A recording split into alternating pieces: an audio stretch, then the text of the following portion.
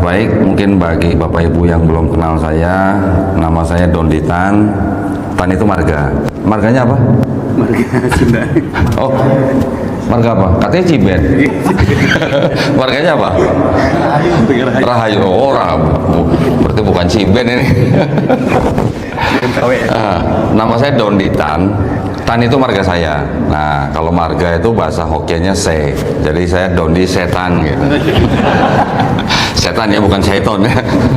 Alhamdulillah. Dan saya nggak bisa milih untuk lahir jadi orang Cina. Betul? Bisa milih jadi orang Sunda? Nggak bisa. Bapak Ibu juga kayaknya nggak bisa milih ya. Nah, berarti itu adalah kebesaran dari Allah Subhanahu Wa Taala. Kita hanya ciptaan, kita hanya makhluknya. Kita tidak bisa milih mau lahir jadi orang apa. Kita nggak bisa milih lahir jadi orang bule, orang negro, atau orang sipit, atau orang keriting dan sebagainya, ya kan? Jadi semuanya itu harus kita terima dengan apa? Dengan rasa syukur ya kepada Allah Subhanahu Wa Taala. Yang harus kita lakukan apa? Kita hanya mengenal orang-orang dari suku lain, dari ras lain, untuk apa? Untuk saling berkasih sayang, betul ya?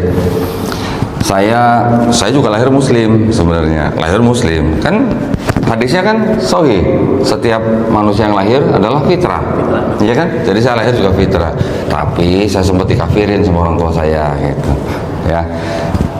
Saya dari kecil memang dibesarkan, atau rumah kedua saya itu gereja lah ya. Saya lahir dan besar di gereja, tumbuh maksud saya di sebuah gereja Protestan di daerah Jawa Tengah, di kota Cilacap, dekat Nusa Kambangan.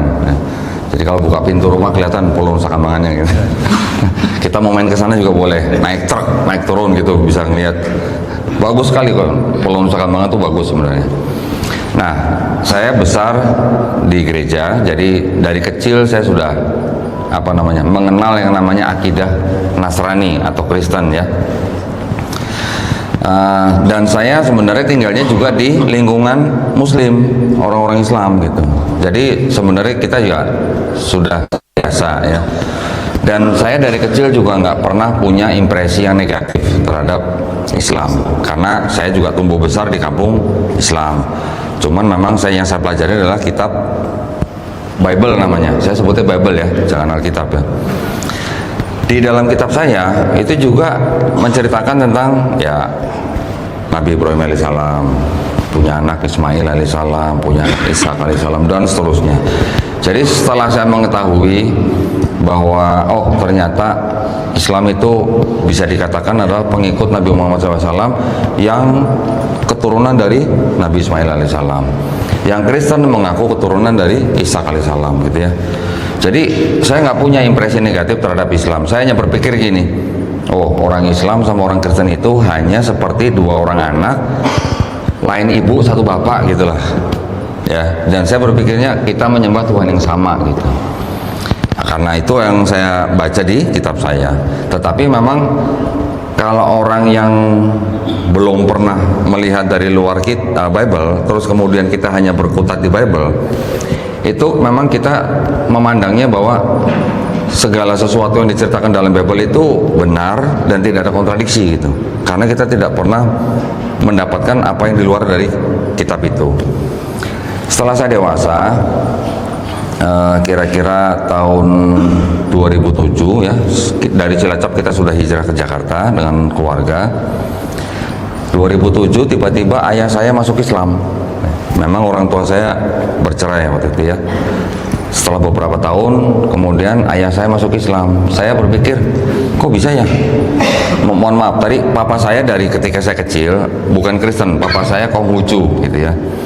Jadi di rumah kita tuh kita piara patung, namanya patung Kuan Kong namanya, kalau ada yang belum pernah dengar ya. Saat ini masih ada? Enggak. Jadi ketika di Cilacap, papa saya penganut Konghucu, di rumahnya piara patung Kuan Kong. Jadi walaupun saya ke gereja, tapi di rumah kerjaan saya bersihin altarnya gitulah, tempatnya untuk sembahyang. Ya setiap hari papa saya berdoa di situ ya. Ketika kita sekeluarga pindah ke Jakarta, papa saya masuk Kristen. Ya, bahkan dia mempelajari sampai istilahnya dia bisa khotbah lah, tapi di dalam komsel gitu. Komsel itu kayak majelis taklim gitu lah ya. Nah, tiba-tiba ketika 2007 papa saya masuk Islam, saya sempat mikir, kok bisa ya dari Konghucu masuk Kristen, tiba-tiba ke Islam? Oh, mungkin karena cuma pergaulan aja gitulah. Nah, jadi yang waktu itu saya sebenarnya tidak pernah terpikirkan untuk masuk Islam, saya jadi penasaran, emang apa sih Islam gitu ya. Dulu saya berpikirkan Islam hanya penganut atau penyembah Tuhan yang sama dengan saya, hanya caranya yang berbeda, hanya ibadahnya yang berbeda. Tapi memang kalau kita lihat kan orang-orang Islam ini kan setiap hari sholat, belum nanti ada ibadah-ibadah lain gitulah. Kalau di Kristen kan kita taunya hanya seminggu sekali ke gerejanya, ya kan? Paling banter ibadahnya Natal, Paskah. Kalau di Islam ada Idul Fitri, Idul Adha. Saya hanya membayangkan ya kurang lebih itu sama. Sampai ketika akhirnya dari 2007 itu saya malah sering mendapatkan asupan-asupan fitnah terhadap Islam. Ya, kita sering melihat bahwa di media-media sering memfitnah Islam, sering menyudutkan Islam. Bahkan mungkin tahun-tahun itu tuh sudah mulai timbul yang namanya Islamofobia ya di Barat gitu ya. Nah, ketika beberapa tahun sebelum 2014, saya memang akhirnya jadi mengamati Islam gitu. Tetapi yang saya amati bukan ajarannya, tapi orang-orangnya atau kelompok-kelompoknya gitu. Memang itu adalah sebuah kesalahan atau kurang tepat gitu kalau mempelajari Islam ya. Sampai pada akhirnya kira-kira 2 tahun sebelum saya memeluk Islam, qadarullah saya melihat video daripada almarhum Syekh Hamid Didat. Kalau sudah pernah ya, Bapak Ibu pernah dengar ya. Itu gurunya daripada Dr. Zakir Naik. Nah, almarhum Syekh Hamid Didat ini belajar kristologi kurang lebih 40 tahun. Ya. Cerdas, luar biasa, belajar 40 tahun. Tapi ternyata muridnya lebih cerdas lagi. Gurunya belajar 40 tahun, muridnya belajar cuma 4 tahun gitu. Alhamdulillah. Nah, saya tonton semua video-video dari almarhum Syekh Hamid Didat, tapi ketika saya nonton kan saya masih Kristen. Jadi saya nonton kan sambil-sambil panas gitu artinya. Ini maksudnya gimana orang Islam kok ngomongin kitab saya gitu loh. Tapi lama-lama didengerin kok apa yang dia ceritakan, bahkan apa yang dia perdebatkan dengan pendeta-pendeta pada saat itu, semuanya masuk akal. Ya, walaupun saya masih ada penolakan dan saya berusaha mencari jawabannya, paling tidak untuk membantah, untuk mendapatkan jawaban untuk diri saya sendiri. Saya makin lama makin penasaran apa yang dia utarakan dan apa yang dia dalam tanda kutip bongkar dari kitab saya itu ternyata benar. Karena apa? Karena saya bisa akses ke kitab saya juga bisa riset sendiri, apa yang dia katakan ternyata benar. Contohnya apa? Misalnya di dalam sebuah kitab itu, di dalam satu kitab ternyata ada yang namanya plagiarisme. Plagiarisme tahu ya? Copy paste gitu, copy paste lah. Mungkin di dalam satu kitab ini kan ada beberapa buku atau surat gitu ya. Dalam satu surat buku ini dengan buku ini ada beberapa ayat, bahkan belasan, bahkan puluhan, itu sama persis. Samanya pakai persis. Jadi tanda koma, tanda titik itu semua sama. Dia bacakan di depan pendetanya, pendeta suruh baca dari buku kitab A, almarhum Syekh Hamid Didat baca dari kitab B gitu. Isinya sama persis. Pendetanya aja sampai kaget gitu. Kok bisa sama gitu? Itu yang pertama kali membuat saya, kok bisa begitu ya? Dalam kitab saya ternyata ada yang namanya plagiarisme. Jadi kan timbul pertanyaan gini, ini penulis kitab A yang mencontek kitab B atau yang kitab B mencontek kitab A gitu kan? Nah, setelah itu saya sudah mulai ragu, kok ada kitab bisa begini? Satu. Yang kedua, di dalam kitab saya ternyata setelah dibongkar oleh almarhum Syekh Hamid Didat banyak kontradiksi. Nah, ini menceritakan dengan tokoh yang sama, diceritakan lagi di kitab yang lain, tapi dengan kejadian yang berbeda gitu misalnya. Itu banyak, itu ternyata nggak cuma 1, 2, atau 3 gitu, puluhan bahkan ratusan gitu. Nah, terus ada lagi yang membuat saya juga mungkin shock gitu ya, membuat saya shock. Di dalam kitab saya ternyata banyak ayat-ayat yang tidak otentik. Nah, mau tahu nggak kira-kira apa? Mau tahu ya? Nanti sebentar saya buka ini. Ada kitab ternyata di dalamnya ada ayat yang tidak otentik. Tidak otentik itu maksudnya gimana? Jadi ayat itu bisa ayat tambahan, bisa ayat sisipan, bisa ayat pinjaman. Loh, kok ayat pinjam tapi nggak dibalik-balikin gitu. Jadi di ayat dari kitab mana dikutip di dalam kitab itu. Ini saya bicara semua masih dalam satu kitab yang sama ya. Nah, jadi pada akhirnya ketika saya melihat di dalam kitab saya ada plagiarisme, ada kontradiksi, ada ayat yang tidak otentik. Nah, runtuhlah iman saya gitulah. Karena buat saya sebuah agama itu pondasinya adalah kitabnya, betul ya. Kalau Nabi masih hidup, Nabi bisa mengajarkan kepada umatnya. Tetapi ketika Nabi sudah nggak ada, siapa yang bisa mengajarkan umat berikutnya, generasi berikutnya, kalau bukan kitabnya, gitu kan? Jadi kitab suci sebuah agama itu adalah sebuah pondasi dari dasar pengikutnya, ya, dasar iman pengikutnya. Akhirnya setelah saya bisa menemukan hal-hal tersebut, saya riset sendiri jadinya, cari barang bukti ceritanya, cari barbuk ceritanya, gitu ya. Dengan riset sendiri, lah kok malah saya dapat buktinya dari kalangan Kristen sendiri ya, bukan dari kalangan pihak yang menuduh gitu. Nah, sampai akhirnya saya mengumpulkan berbagai versi daripada kitab saya. Oke, sebelum kita lanjutkan, sebelum kita buka, nah saya ingin memberikan sebuah disclaimer nih, ya. Apa yang saya ceritakan di sini, apa yang saya sampaikan di sini, ini semata-mata bukan untuk membenci orang-orang yang beragama lain, ya, tidak begitu. Bukan untuk menghalang-halangi mereka atau mempersulit mereka untuk beribadah, tetapi tujuannya semata-mata adalah untuk membentengi akidah kita, membentengi akidah umat Islam. Dari apa? Dari upaya pemurtatan. Masih ada nggak Pak kira-kira Pak upaya pemurtatan Pak? Masih Pak ya? Ada yang pernah lihat buktinya? Video-video mungkin? Ada ya? Seorang pendeta khotbah di masjid. Hah? Bisa khotbah di masjid? Kok bisa masjid itu mempersilahkan pendeta itu khotbah? Saya dengar dari Pak Ustadz juga nih, saya penggemar. Nah, itu ya. Ceritanya bagaimana? Kok masih ada upaya-upaya pemurtatan dari agama yang satu ke agama yang lain, mengajak orang-orang beragama lain untuk masuk ke dalam agama mereka. Ini yang tidak boleh dilakukan, ya. Ini ada aturan pemerintahnya. Ada dituangkan di dalam keputusan bersama dua menteri, Menteri Agama dan Menteri Dalam Negeri, di mana ada aturan dilarang mensiarkan agama kepada orang atau kelompok yang sudah beragama.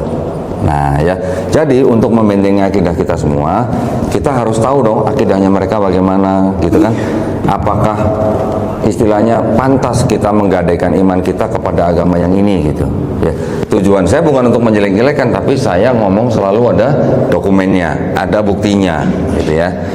Baik, saya terus ini. Jadi sebelum saya ungkapkan lebih banyak lagi di dalam kitab itu, nanti kita bisa sama-sama belajar apa saja di sini yang dianggap sebagai kontradiksi, apa saja yang dianggap sebagai sisipan atau tambahan, dan apa saja yang dianggap sebagai plagiarisme. Ini contoh ya, ini yang contoh aja. Ini apa? Kitab suci Katolik.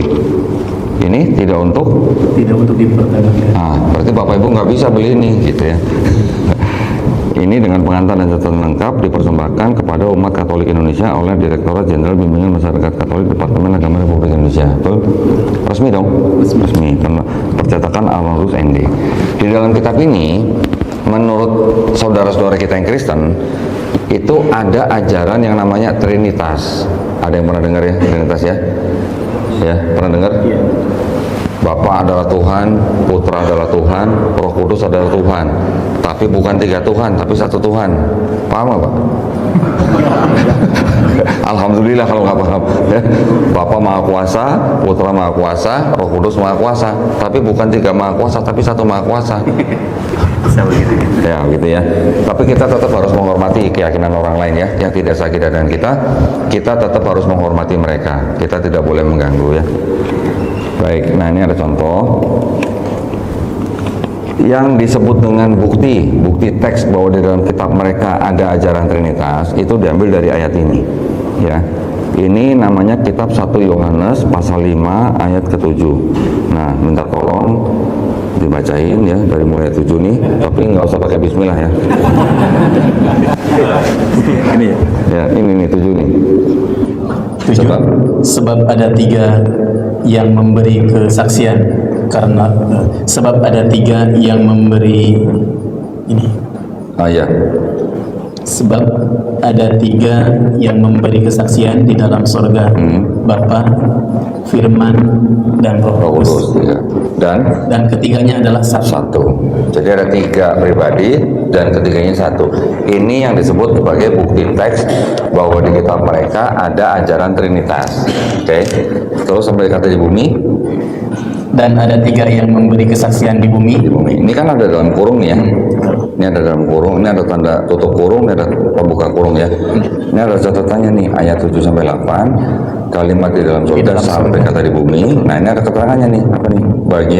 Bagian ayat ini tidak terdapat dalam naskah yang Yunani yang paling tua dan tidak pula dalam terjemah kuno.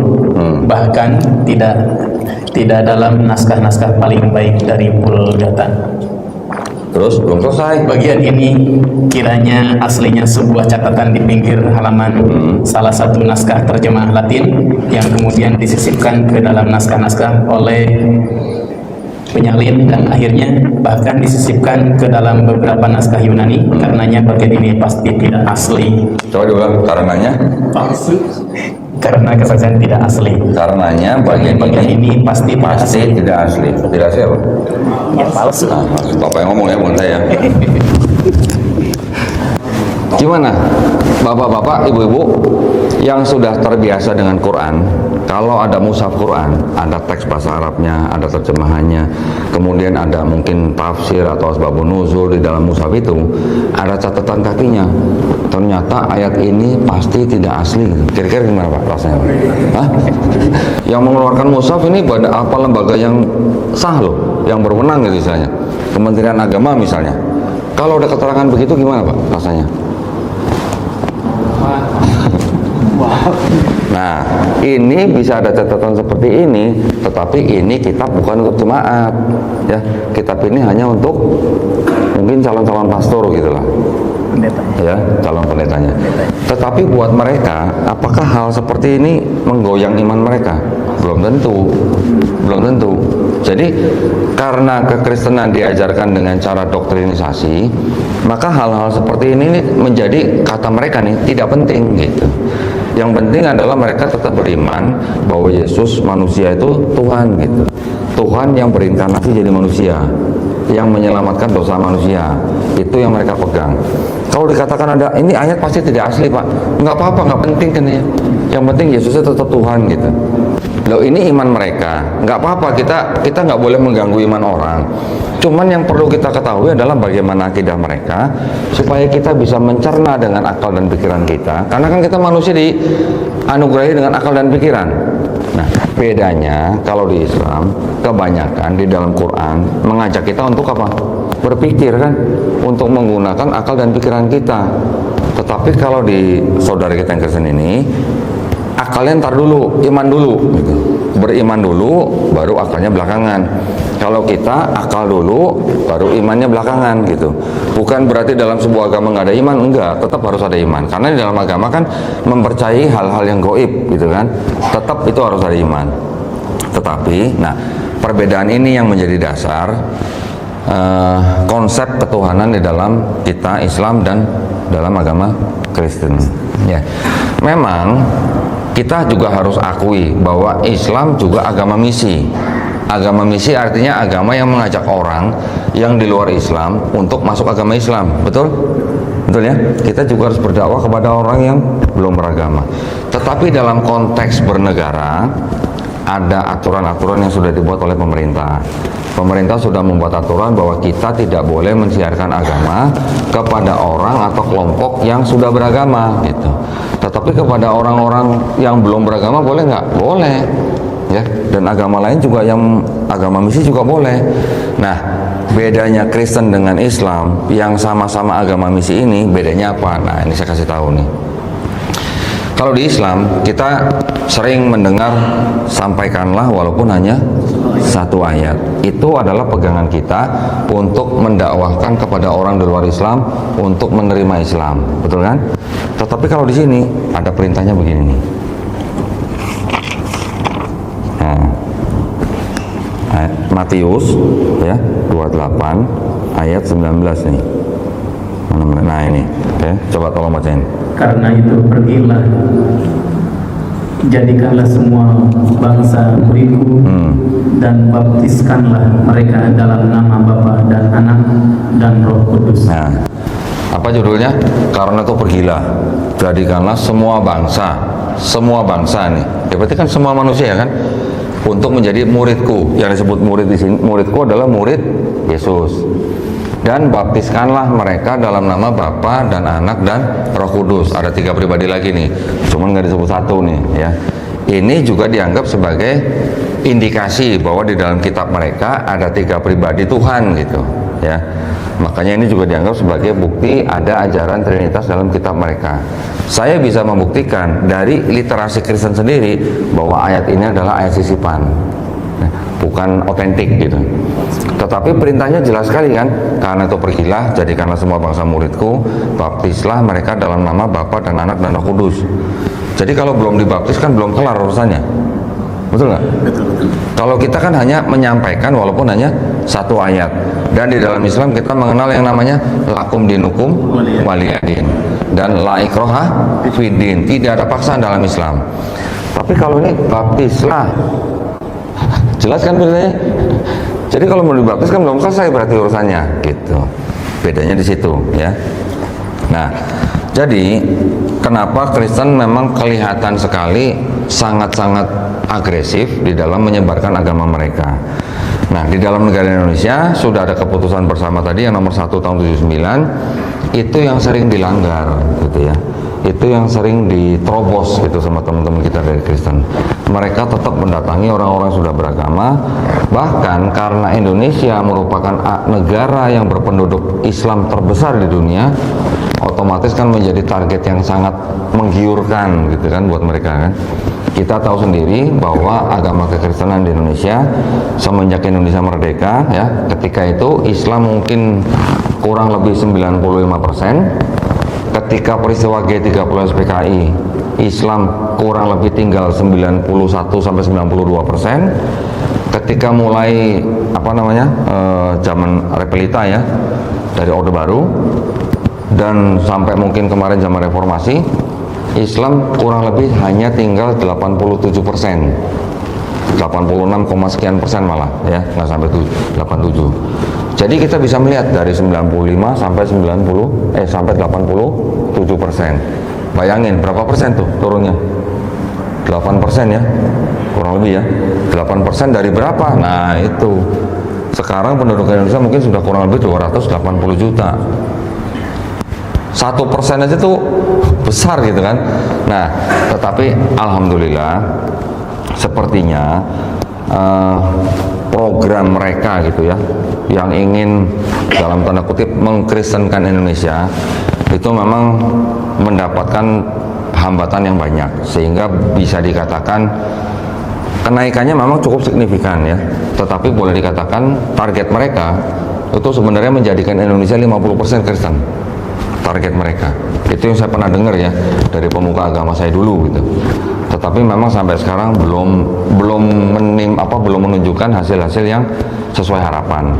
Karena ternyata saya juga akses data di Kementerian Agama, penduduk yang beragama Islam dari tahun 2019 sampai tahun 2022, walaupun kira-kira kenaikan persentasenya hanya 0,3%, tetapi angkanya kurang lebih hampir 10 juta orang Islam.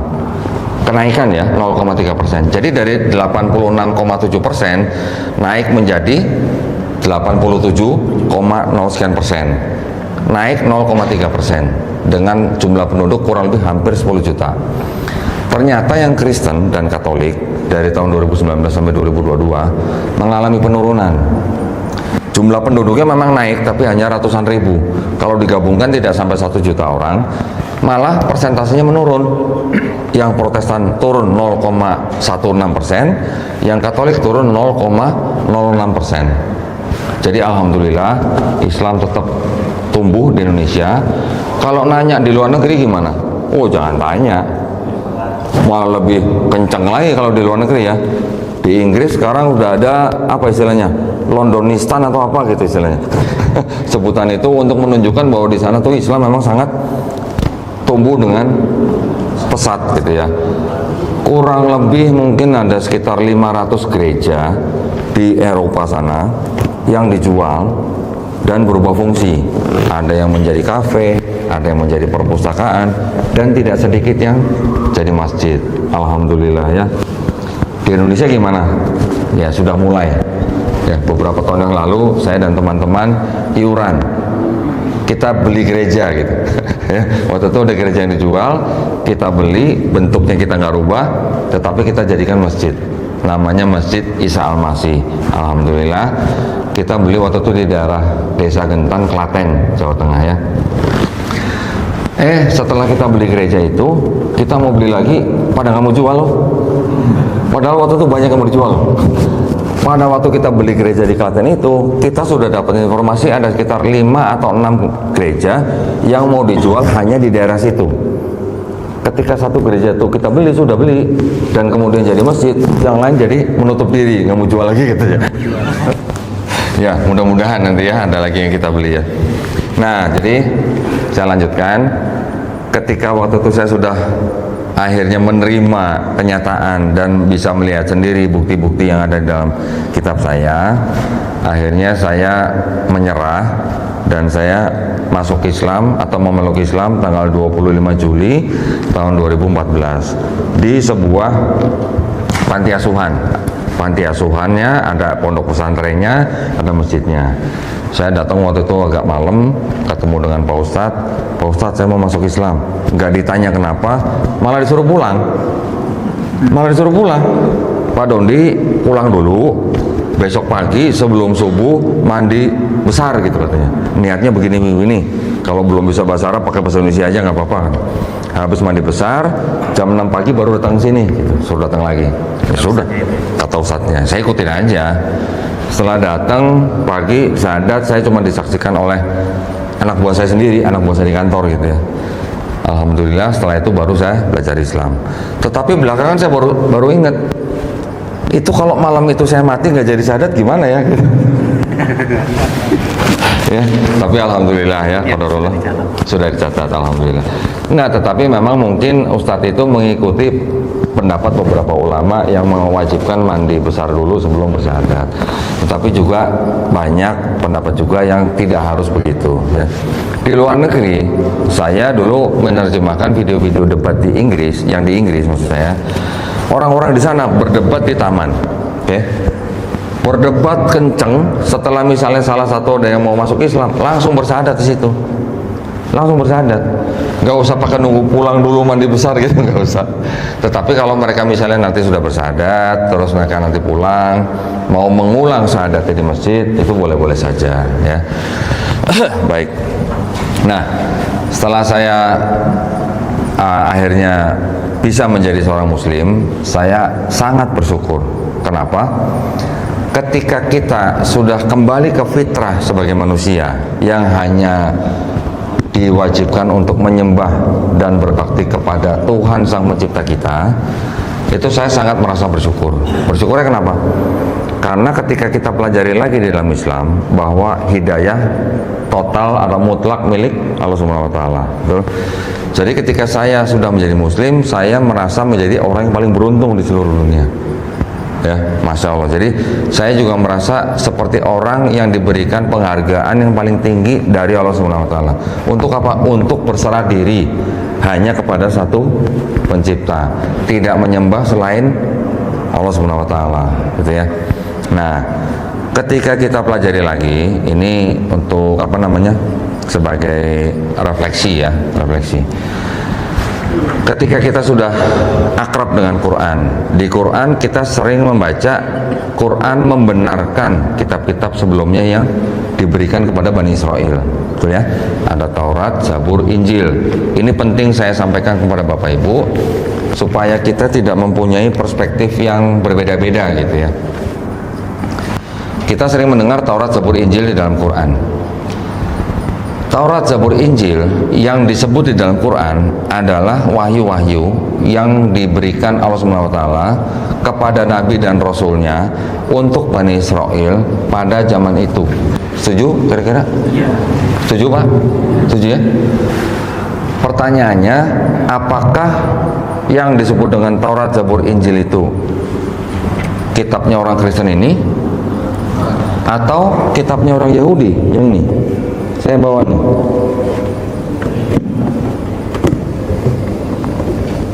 Nah, ini kitabnya orang Yahudi, namanya Tanakh. Ya, nanti saya ceritakan bagaimana ini bisa menjadi ini. Apakah yang disebut dengan Taurat, Zabur, Injil itu Bible-nya orang Yahudi atau Bible-nya orang Kristen? Bukan ya, Pak ya? Bisa jelasin alasan utamanya kenapa? Dulu saya berpikir bahwa Taurat, Zabur, Injil itu ini gitu ya.